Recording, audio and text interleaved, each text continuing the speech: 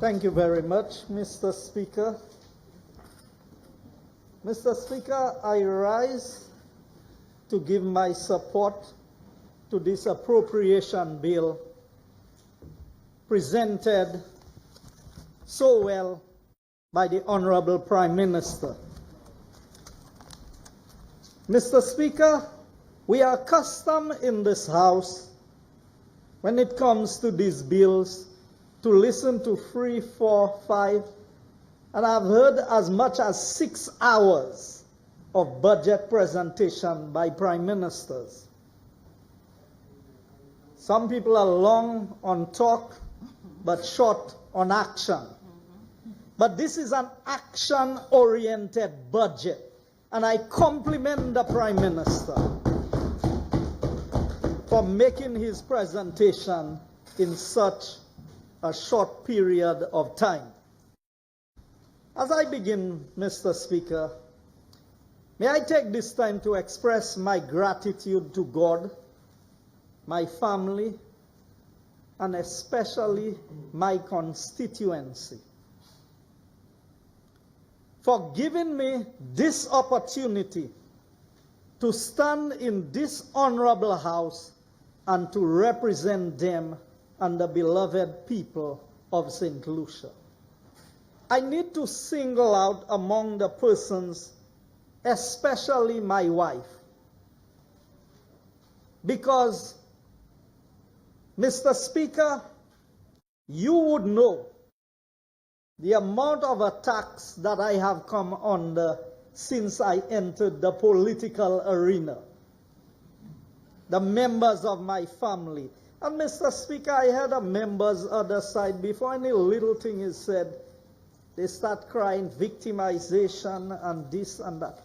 But Mr. Speaker, I will deal with some of these issues because in this country, and I agree with the honorable member for Babono, if what we are going to say is not truthful, why say it? You know, Mr. Speaker, a lot of things have just been branded all over the place. But I thank the people of Castries Southeast because every attempt was made by the previous government, and they did not just make the attempts, they stated it, Mr. Speaker, that they would do whatever it takes to see to it that I'm not in this honorable House. And they failed. But you see, Mr. Speaker, going to what the Prime Minister presented, the Prime Minister on this side is one person. He does not have multiple personalities. The Prime Minister on this side is not a fake, not a pretender. And I know, Mr. Speaker, that based on the contents of this budget and my interactions with the Prime Minister, that he truly loves the people of Saint Lucia.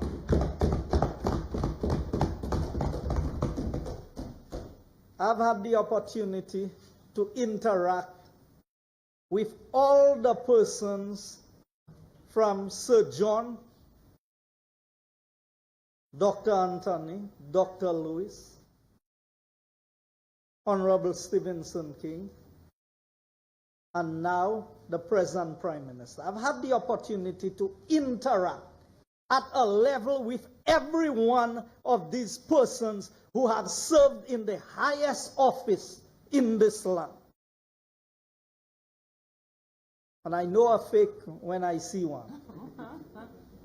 And I'm not saying that the others were fake, but I'm telling you that this Prime Minister in Saint Lucia is a man of great compassion.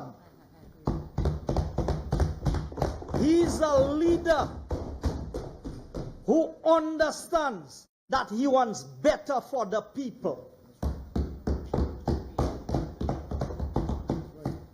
Now his dreams for Saint Lucia is big.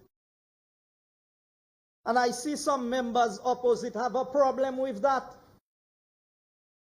Who says Saint Lucia can be all that? So who says Saint Lucia cannot be all what we are dreaming that Saint Lucia can be? After all, we tell our young people, our children, to aspire for the highest levels. Why can't we bring this country to a level that is above what some people can dream? And because some people cannot dream, because they have no vision, they have to appoint a vision commission to give them a vision.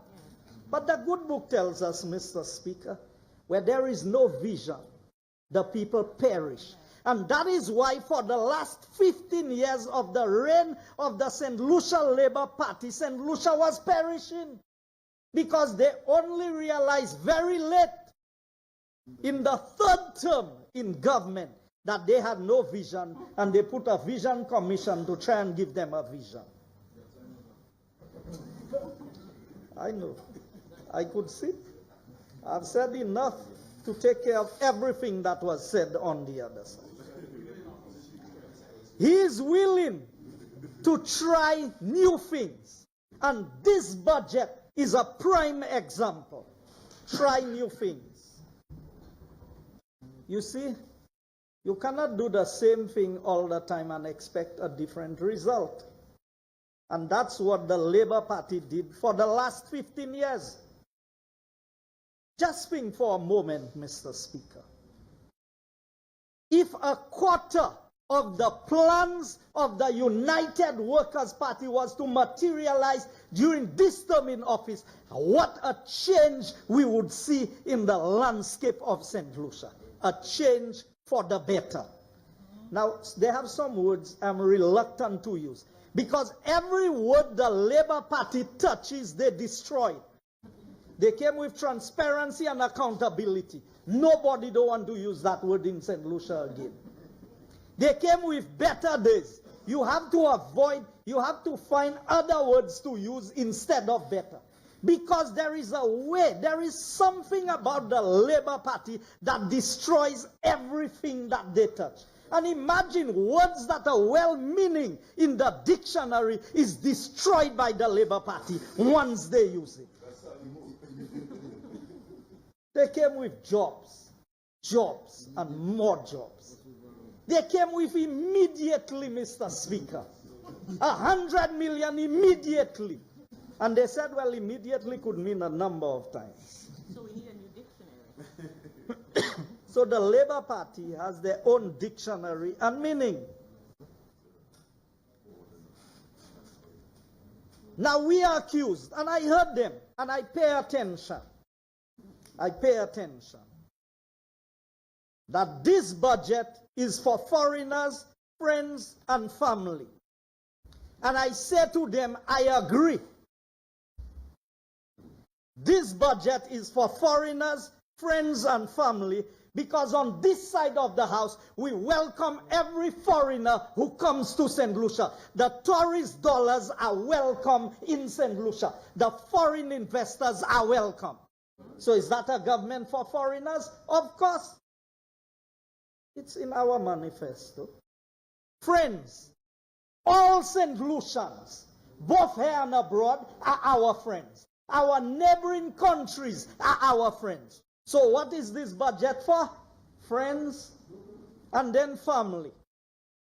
So let's talk about it. We are all children of one heavenly Father. So we are family. Are we not family? So use whichever term you want to describe. This budget is for everyone. Foreigners, friends, and family. And what did we say in our manifesto? That we are going to make this country a country that welcomes everyone. That offers the best place to live, the best place to work, and the best place to visit. So of course the Prime Minister must prepare a budget that is for foreigners, friends, and family, because we are one big family in Saint Lucia. And that includes the opposition. That includes the opposition. Of course, even though he said he doesn't want time from me. But that's all right. That's all right. But you see, when family is going wrong, when families are going wrong, you have to point it out to them. If you love family, you have to point out to family when they are going wrong. But you see, you have to, is one thing I learned in my life, is you have to practice what you preach. You cannot be preaching one thing and doing something else, and then so you want to tell me, like the preachers that say, do as I say, but don't do as I do.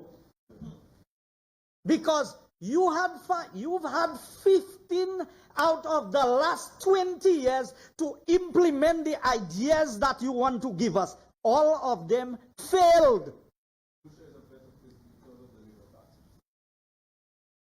So, Mr. Speaker, they spoke about the economic and social review. Now, I will tell you something. Everybody can read, but people process what they read differently and they interpret it differently. So growth, on page 2, it highlights the growth that took place. Let us consider the SLP building stimulus. You gave a building stimulus when you introduced VAT. Go back to the Bank of Saint Lucia and find out who benefited from that building stimulus. Because when a certain government is in office, there are certain people who must get the true value of what happens in government. They must. They must. So on the World Cup, they got value. And the record is there. You can go and you can see it cost us over $45 million, the stimulus package that was offered. You know what happened with it? Find out. Only 2 persons really benefited from it. Only 2. And you know what they did? Some of them stockpiled. Piles of material. They bought at the reduced price under the stimulus and waited for when the stimulus ended to raise the price on the people. You see, the difference with the United Workers' Party is when we gave 2.5% reduction in the VAT, it does not discriminate against anybody. It is for everyone. Foreigners, friends, and family. All Saint Lucians. I will come to the 150. Let him talk. I will come to the 150. So, if you want a few lessons, in economic growth, let us go to page 3 of the document. Page 3 of the Social and Economic Review. Now, I will tell you, honorable member, you may know about altitude. You may know about altitude. But you see, altitude does not always generate wealth. Not everybody knows how to generate wealth. Some people know how to spend the hard-earned money of other people, but they don't know how to earn money. So let me give you a few lessons. Page 3. It starts with the Japanese economy. And hear what it says. Japan's economic growth accelerated to 1.8% in 2017, led by a rapid expansion in domestic demand. Now I need to explain that to you. So when you said that we brought in the the companies, the Headquarters Company Act, and you say that the Headquarters Act is what caused us to be on the blacklist. A member opposite said that. A member opposite said that. But I come into his 14-note record. But in the meantime, you know what happened? Consumption is what grows the economy. And the Japanese knows that. Now I'm giving you a lesson that I want you to understand. I will show you every one of the countries that grew, that in the policies of this United Workers' Party government, you will see an aspect of that being implemented by the United Workers' Party government. We go to China, same page 3. Growth in China continued to be resilient with the drivers of the activity shifting away from state-led investment. Now I heard them on the other side. Oh, where are all the big capital projects? You don't know that growth does not have to be led only by government capital expenditure. So China, in growing its economy, so understand this. So China, in growing its economy, was able to allow private sector to lead the charge in the development. So, let's see what happened under the United. You want to know what we did? We reduced the VAT by 15%, by 2.5% of the 15. Now, I'm not playing games with numbers. I'm a straightforward man. My maths is not like your maths. You all do a special maths. So, this 2.5% savings was re-injected by the private sector into the economy that spurred the growth that you cannot understand how the economy could have grown by 2.5%. So what did we reduce the VAT by? 2.5%. What did the economy grow by? Go and do the maths. Go and do the maths. Go and do the maths. Honorable members, honorable Go and members. do the maths. Honorable members. Honorable members, I know that I have no issue if you're back and forth. I'm not going to get involved, but just let's keep it down. Thank you. No, not my time, please, Mr. Speaker. I need every second that I can get. So, now, 3.2. I want you to, I know you don't understand that, but let me explain it to you. Let me explain it to you. No, I am not saying to you that because we reduce VAT by 2.5% that is the only contribution to the growth of the economy by 2.5, but I'm giving you a series. So I've given you the first one. In Japan, they created consumption. What we have been doing is design an economy that is creating consumption. Because the more consumption you have, the more taxes government collects in the back end. You see, the difference with you is you front-loaded. You front-load all the taxes on the people. And you crippled the economy. And the then Prime Minister said, I will take responsibility for that. That's why you over there, because the responsibility for that put you over there. But today, we reduce that, which increased consumption. It allowed the private sector to make more investment. So you're still not learning. So let me give you the other example. India. What did India do? In India, growth slowed to 6.7% from 7.1% a year earlier. Now, listen to this. That is important for you to understand us. This deceleration partly reflected adjustments by businesses to the introduction of goods and services tax in July. So, here's the lesson, Mr. Speaker. The economies that grew relaxed on taxes.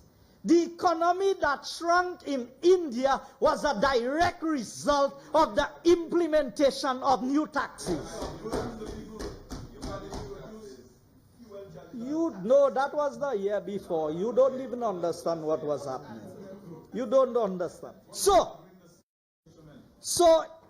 Mr. Speaker, they cannot understand. And that is why the member for Labrie tried to say, it's not magic. It's not magic. We know it's not magic. It's just work. That's what it is. It is work, not magic. We don't believe in no magic. It's work. Real GDP growth.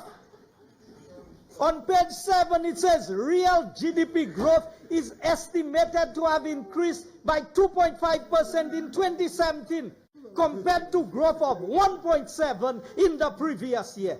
So you still don't understand how it grew. So let me give you a few examples. 10.3% increase in total arrivals. 10.3% total arrivals. 13% increase in cruise passengers. 11% in stayover arrivals.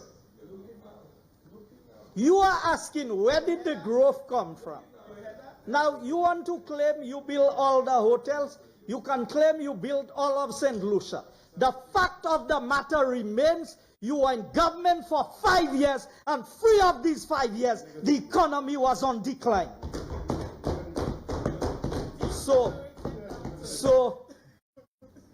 I don't even know how you're growing downward. I know you're growing upward. But you see, you speak upside down.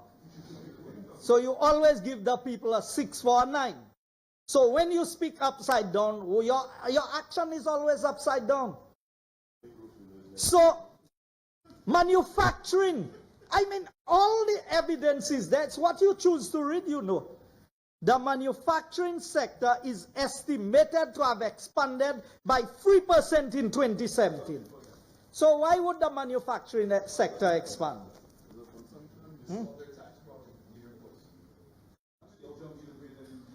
Now, the expansion in...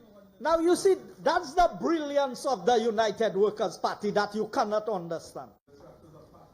You are trying to figure out how there are no jobs at DSH, and yet still the unemployment figures have gone down by 4% since the UWP came into office. Because you see, your problem is you put all your eggs in one basket.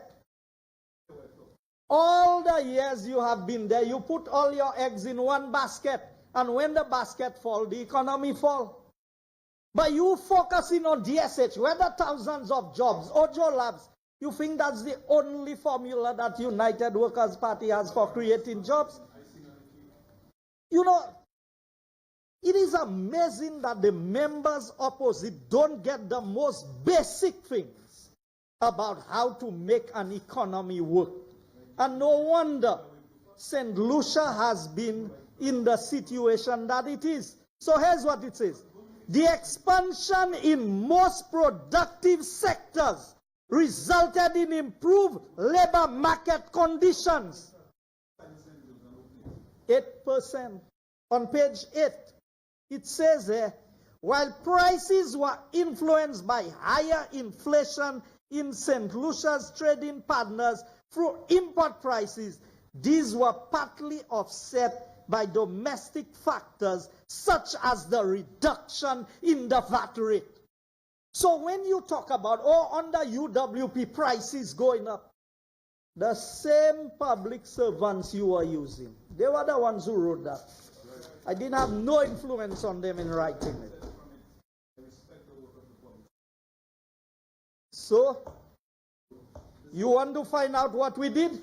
However, the ratio of debt on page 9, the ratio of debt to GDP decreased to 68.5% in 2017 compared to 69.5% in 2016. No, the rebase was the year before that. And when the rebase happened, I was the only one in the parliament who commented on the rebase. Because you know what? We are not where we want to be yet. So there's nothing to celebrate and shout about. All I know is that we have a prime minister leading the Ministry of Finance and this economy who understands what we need to do to make the country grow. That is the difference. Now, you cannot give what you don't have. We have been asking a constitutional lawyer to fix an economy. Maybe if I needed to fix a law that he got wrong so many times, every law he brought here had to be amended. At the end of and he losing the cases. Can you imagine? So, how can you ask him to fix an economy? You cannot ask him to do that. Now, you want to accuse the government of a business-like approach? That is a business-like approach with a social conscience. A social conscience that the Labour Party did not have. You all talk about the gas tax. Why when we match, the price went down the following week by $3 plus at the pumps? If you are not charging the price, why did the price go down by $3?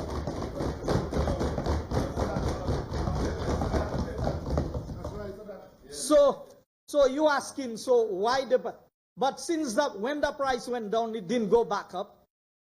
Obviously it didn't go back up. So the free, because what you need to tell the people is what you did with the $3 before the price went down. That is what you need to tell the people. Yes, it went, you are still making your $3.50 after it went down. You are still making your money after it went down.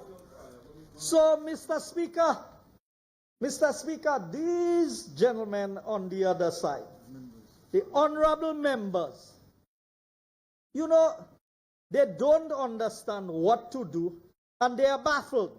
So they accuse us of magic. Reserves at the ECCB grew from 780.4 million, and that's on page 10, to 829.9 million. That gives us 5.6 months of cover. Over 5.5 months of cover, which is almost double the requirement of reserves at the CDB, at the ECCB, I mean.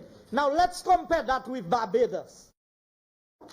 What is the cover for Barbados? 1.2 month cover is all that they have. And let me tell you, if we had left the Labour, if the people of Saint Lucia had left the Labour Party in office, we would be at the same grade that Barbados is today. But thanks to the smart people of Saint Lucia, they knew that the time had come to right the wrongs that was done in putting the Labour Party into office. So, Mr. Speaker, SLP did not explain to us about the debt ratios. You see, the problem with them, ask them, lower levels of non-performing loan on page 10. The member for Labrie asked about Ching Ching. Since the UWP came into office, according to the Economic and Social Review, that the repayments on loans have improved. We have lower levels of non-performing loans under the United Workers' Party government. That is Ching Ching in the people's pocket. They can now pay their loans. The loans that they could not pay under the St. Lucia Labour Party.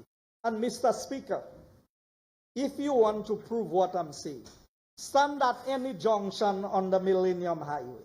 When I see Bedfords and Lelands on the road, I know that UWP is back in office. Puis tout truck qui te sewe, tout zeb de ka levada yo, tout hodia, tout ces trucks ça, en travaillant cette lycée. That is the difference under a united Workers' Party government. That is how we govern, Mr. Speaker. We govern for everybody.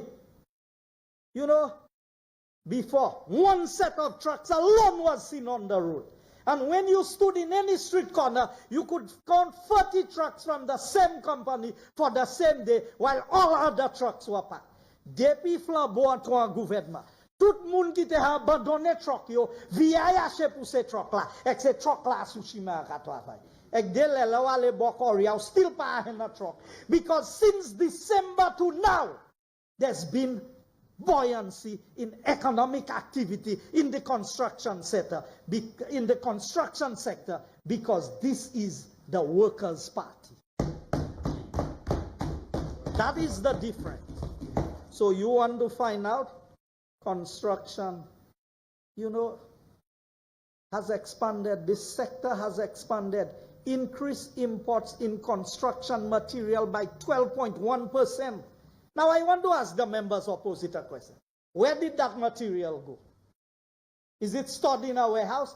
All what you gave under the stimulus that was stored, ça haven't. Depuis Flambeau à pouvoir, toutes ces matériaux, ça haven't. And new imports have increased by 12.1%. You don't understand the idea of consumption. And when we say we are driving an economy to help drive the consumption patterns in this country, to help grow the economy, because as the member for Mikud North indicated, for us to take care of the social side of things, you have to grow the economy. Don't make people believe that money will fall from the sky. You have to work for it, and this party knows how to work. That is what Labour Party could not do. Now, I need to address some matters that came up. You know, Mr. Speaker, I watched the posture of members opposing. They come in a threatening tone of voice. You know, I am warning, you know, they point their finger. I am warning you, touch St. Jude's. You touch it for 5 years. You mash it up, you couldn't fix it. It's worse than when you inherited it. Today you want to say, touch St. Jude, as if you're going to do something. Or if they don't change this thing on DSH. So now, you know, Mr. Speaker, the member for Beaufort South previously said he's going to write to investors and tell them, don't invest in this country. So no longer can he do that today. So you know, you heard him. Mr. Speaker, you heard him. He said he is going to take the DSH matter to court because all they are trying to do is to stifle progress. You didn't tell them that you all are planning to take the Sandals project to court too. Oh. You see, Mr. Speaker? Mr. Speaker? Mr. Speaker, that is what this Labour Party is good for. Every time something good is happening in this country, they try to block it. That is how they expect people will elect them into office.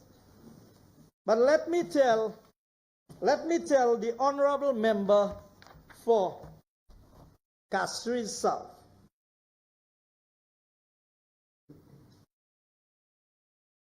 A Sustainable Future for Saint Lucia, an article, and Mr. Speaker, I have them to make copies available to the House.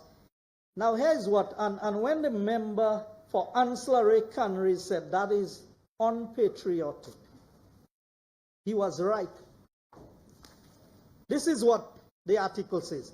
My concern is that my country to date is seeing internationally questionable developments being toyed with on our island, from large-scale race courses looking to be built in local farming communities to the tune of $2 billion of our government money, and potentially damaging our chances of food security.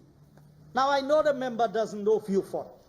Tell me one food that was being grown in the area in Vieux Fort where you growing rice in Vieux Fort? You growing grass in Vieux Fort? People in Saint Lucia eating grass.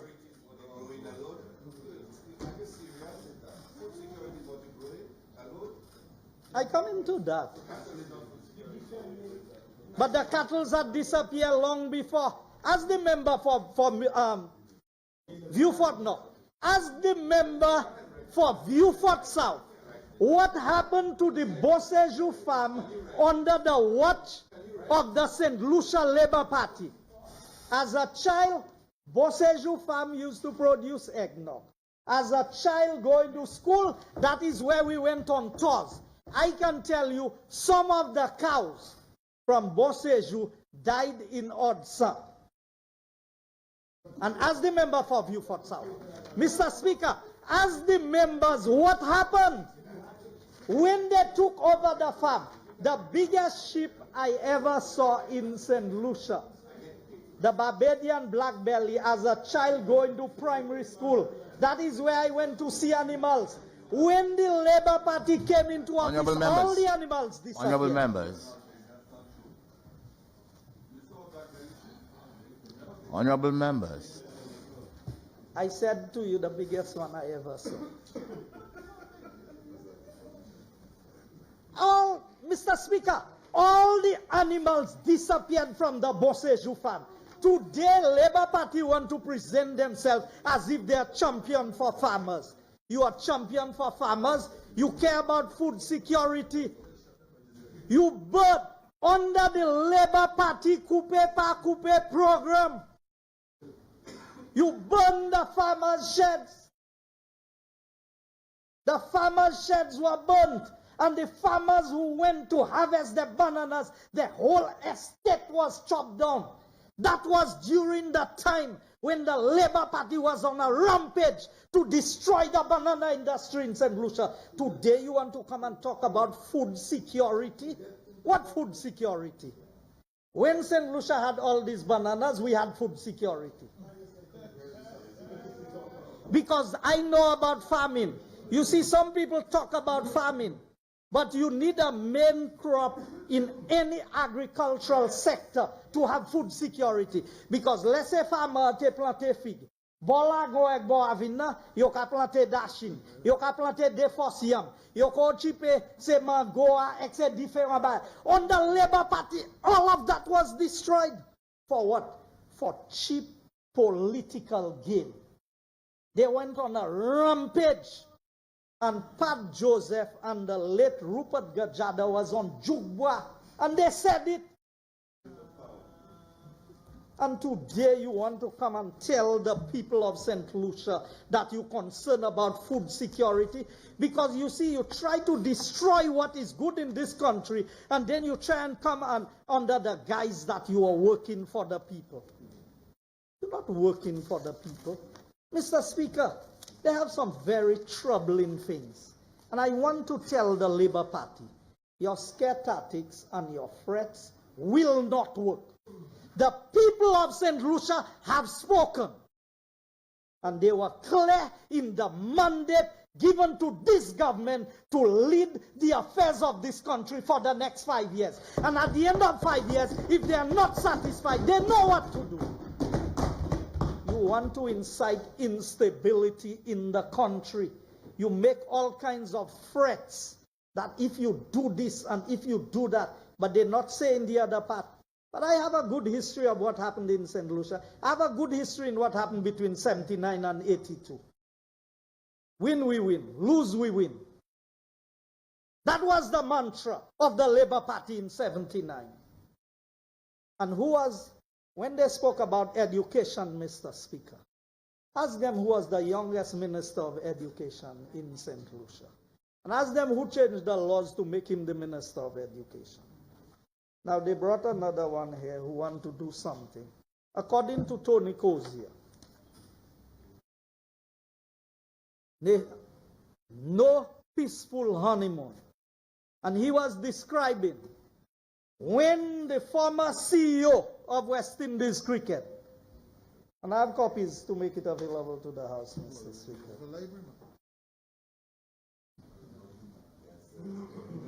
The assistance of the International Cricket Council. Hear this? They brought in the International Cricket Council. They brought the Federation of International Cricketers. And that could not solve the problems created. Okay?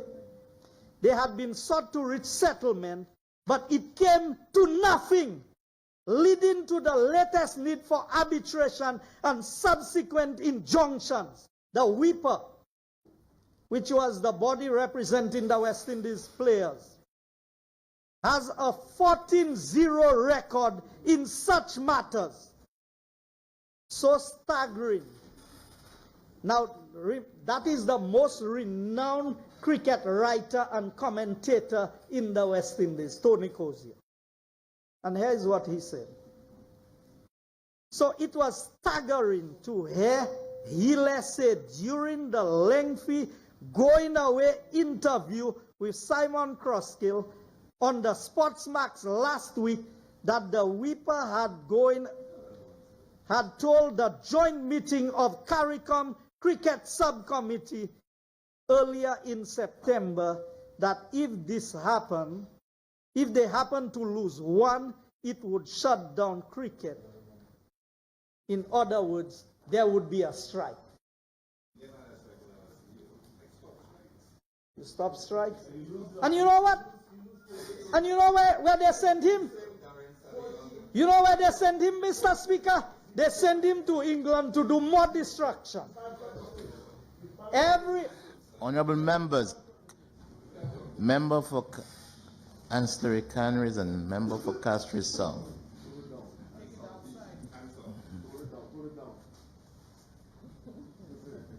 Please note my time, Mr. Speaker. Mr. Speaker, you know, when you listen to members on the other side, you would think that these are honorable gentlemen and they would at least be straightforward in what they say to you. But I've told you about victimization. I think I'm the best picture of victimization in this honorable house. But I heard them about the Sandals, and they said, oh, you gave Sandals the waiver. You gave Sandals the waiver. Cabinet conclusion number 295 of 2014, dated 26th of May 2014. The following Cabinet conclusion was submitted. Now hear that. Cabinet considered a memorandum dated 22nd May 2014 submitted by the Department of Finance, Economic Affairs, Social Security and approved the following on behalf of Premium Hotel Investors Limited, Smugglers Cove Resort and Spa. 100% waiver of withholding hotel accommodation tax. You heard that, Mr. Speaker? That is a tax that the hotel collects on behalf of the government of Saint Lucia. The cabinet of the Saint Lucia Labour Party gave 100% waiver of all of the withholding tax. You think that's all? 100% waiver on outstanding vendors tax. 100% waiver on outstanding PAYE, pay as you earn. The cabinet of the Saint Lucia Labour Party. These are the things that they waived. Yes. 100%. Ask them. They are the gurus. Ask them. 100% waiver of outstanding withholding tax. No, the first one was HAT. 100% waiver of hotel accommodation tax. The last one, number 4, is 100% waiver of outstanding withholding tax.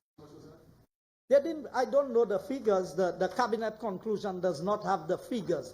Today you want to criticize for a tax that Sandals was not entitled to pay. The same Ministry of Finance made the recommendations. They were not required to pay this tax. But you want to attack them, and you want to say that because they are friends with the Prime Minister, that's why he granted them that. Well, tell us, why did you grant all of that? Because you had friends at that same hotel? Is that the basis on which government functions? What year was that? 2014. You know, truth is something that we cannot hide from. It always catches up with us. This is what you all did. This is what was done. And today, you want to make people believe that this UWP has given millions of dollars to Sandals. You know, Mr. Speaker, that is the intellectual dishonesty we get from the other side. That is why nothing they say, you cannot take it. You cannot take anything they say at face value. Nothing. They prey on the poor. They brand Honorable themselves. member, you have 15 minutes in which to complete your contribution. You giving me some more time? I know you. Mr. Speaker, talking about victimization. Honorable members, I must allow the atmosphere to calm down itself because I do not want to keep granting you extra 1 minute, 1 minute.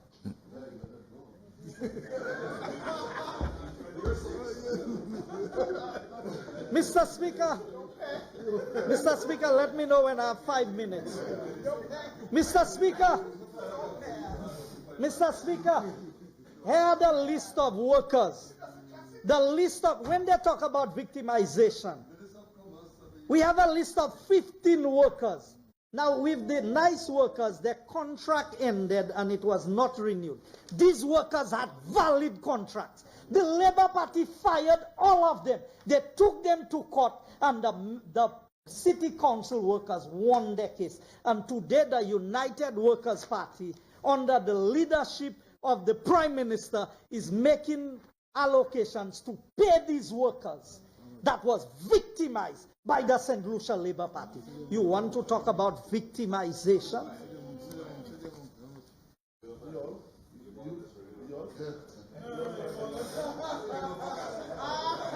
Now,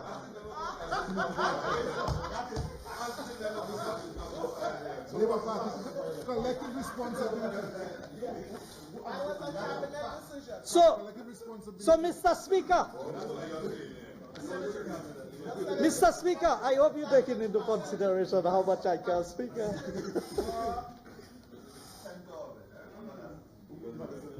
Honorable members, honorable members, You have to give me an extra 5 minutes. continue, member. Mr. Speaker, when I was in opposition, you know, and I want members opposite to pay attention. When I was in opposition, I was victimized to the core, but I didn't know it had been reduced to writing. So I have here from a Gmail a document which says CDP projects in opposition constituencies. And it's from Kenny D. Anthony. Is it the same one? CC'd to Tracy Polius, and it is addressed to Mr. Fede. To Mr. Fede. And it reads, "This is to confirm my instruction to you that no projects are to be undertaken in opposition-led constituencies without my prior knowledge and approval." Sincerely, Prime Minister. What's wrong with that? Independence. Mr. Speaker, there's nothing wrong with that if when you went to the Prime Minister, he kept his word. Mr. Speaker, for 5 years, I begged in this house, Mr. Speaker.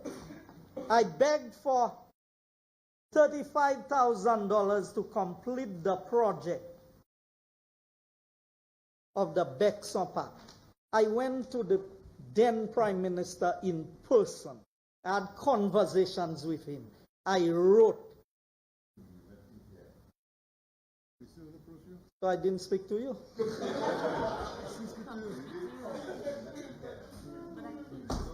I came to you. You didn't speak to me. You didn't speak to me, but I came to you. And you said to me, right. I went and they put me. I met, Mr. Speaker, in the corridor. I was left standing in the corridor of the Ministry of Economic Affairs, waiting for about 20 minutes, and I could hear the laughing and the things going on inside. As a parliamentary representative, I subjected myself to all of that because I was not working for myself. I've been working on behalf of the people of Castries Southeast. And you know what happened, Mr. Speaker? The 5 years ended, and that project was never completed. That is not victimization. 5 years begging. And the member for Dennery, I will come to you. I had the hands up, but you know, Mr. Speaker.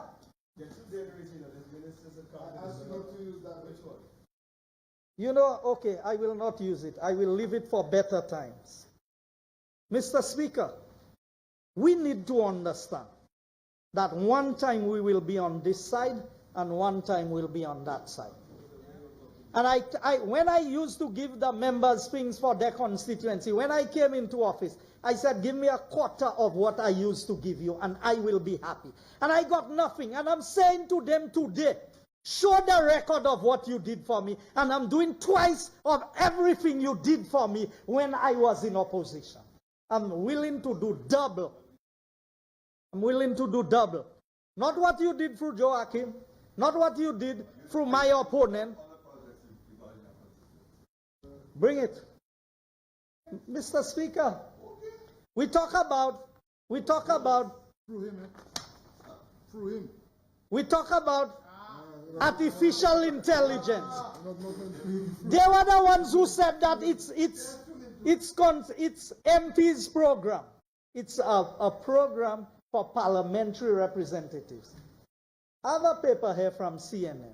We heard the member for Castries East talk about mind bending. You know what the CNN report said on Sunday? It says AI, which is artificial intelligence, is going to account for a lot of growth, not just in tech, but in most industries going forward.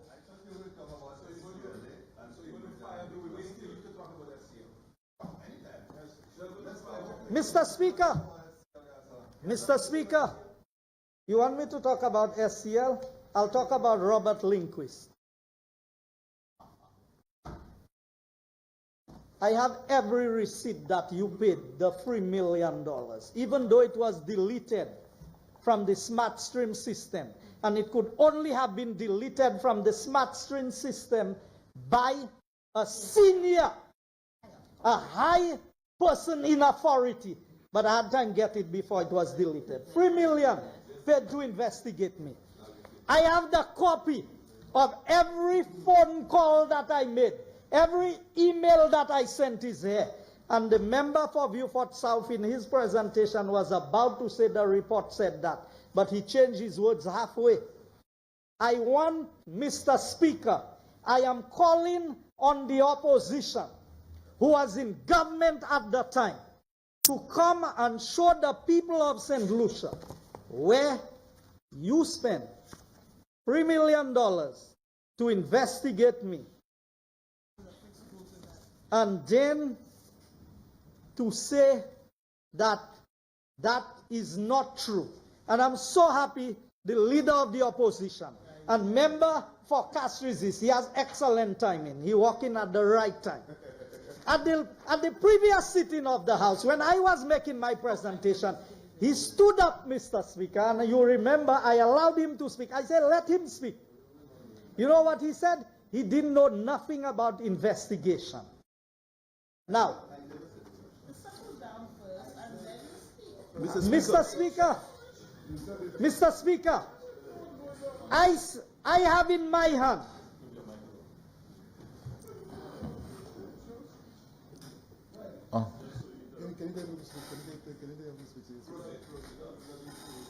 hand a cabinet conclusion, and maybe we should cite the member for misleading the House. A cabinet conclusion dated 2nd of July 2012. The following cabinet conclusion was submitted for your consideration. Cabinet confirmed the appointment of Mr. Robert Lindquist for the purpose of conducting a forensic investigation on behalf of the government of Saint Lucia. The Attorney General, after consultation with the Prime Minister, will act on behalf of the government of Saint Lucia. And I went further.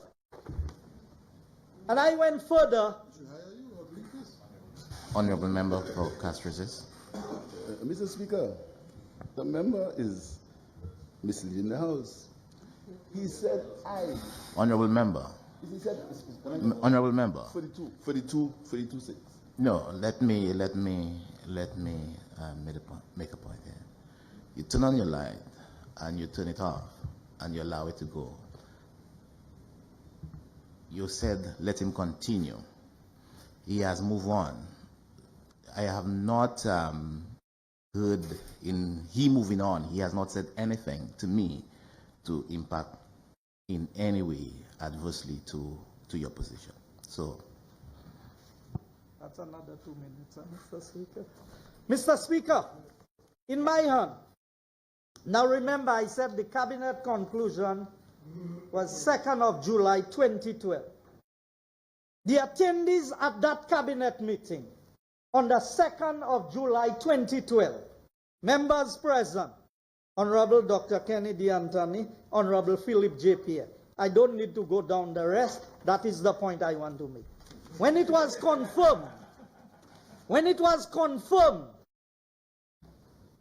members present on the 9th of July 2012, Dr. Kenny Anthony, Honorable Philip J. Pierre. Members present. So when members come to this honorable House and tell you they don't know this and they don't know that, I know that's not true, Mr. Speaker. I know that's not true. But you see, Mr. Speaker, they're on a witch hunt. And I have in my hand there the document of the flood case that was filed against Alan Chasney and Kenneth Casabon on the Soufre lighting, the lighting of the playing field when we had the opening. That is how this Labour Party operates. They go after you to try and destroy you. But you see, Mr. Speaker, when I have 5 minutes, let me know. I have a strong wife, Madam Speaker, Mr. Speaker. And I must express profound thanks and appreciation to her for all that she bears. Because if anybody knows me, she is the one who knows me. You see, they have attacked her. They have attacked her integrity. They have said all kinds of things about her. I heard the member for Beaufort North speak about special education and what they do. I have in my hand here a book, Strategies for Teaching Learners with Special Needs. This is a textbook that is used in universities in the U.S. And you know who's the co-author of this book? Genevieve Wendy Bailey. And that's about the third. So when people try to marginalize you, because she doesn't make a big fuss and she does not make a big show. So when they cannot get me, they try and go after people that pertains to me. Mr. Speaker, they have even tried to infiltrate my family and have paid persons within my family to go and say things against me. Honorable member, you have 5 minutes left. That is the extent to which the Labour Party will go. But Mr. Speaker, my name will be cleared one of these days, because this report must make it here. But I want to tell them, there are things that people need to know in Saint Lucia. And while they want to talk about, I want the member for Viewfort South to tell me the proposed integrated resort development on the back page of the Star newspaper with his signature at the bottom there. If that is not so, then I expect you to file a lawsuit against the Star. If this is not an authentic document, so the same DSH you want to give all the blues. And you sign a presentation? I thought we used to watch presentations. You watch presentations and your signature. No, if I make a presentation to you, my signature will be on the presentation. So you that made the presentation to DSH. Now, it says Senator speaks out. Those lawbreakers, those lawmakers who become lawbreakers should be jailed. And I agree with that. And I want to say, I agree with that. And the member for Castries South talk about us trying to victimize on a witch hunt. I want the member for Castries South to know through you, Mr. Speaker, that the investigation on his vehicle started in 2015 and the United Workers' Party was not in government in 2015. So he needs to find out who. I want you to tell the people of Saint Lucia, and when you want to talk about scandals, Lombards, you ask about how could the Prime Minister be investigating. Well, how did you appoint the former ministers, Emma, Robert, and the other one to investigate the scandal that they created? Today you're asking questions. And I want to tell you. Honorable member, you should be summarizing. The student loan scandal. What is Kenny hiding? That is the... Can we go to the screen for 2 minutes as I'm rounding up? Mr. Speaker, the constituency of Castries Southeast, which was neglected. And you can just take a quick look at what is there. All of the communities within Castries Southeast are being touched. I am especially pleased with the desilting program that has begun long before the rainy season. We have been able to do some work to relieve the flooding in that area.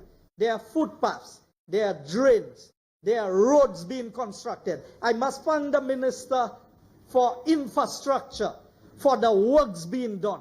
We are doing things to relieve the pain and the pressure on the people of Castries Southeast. Concrete roads, bridges. You know what?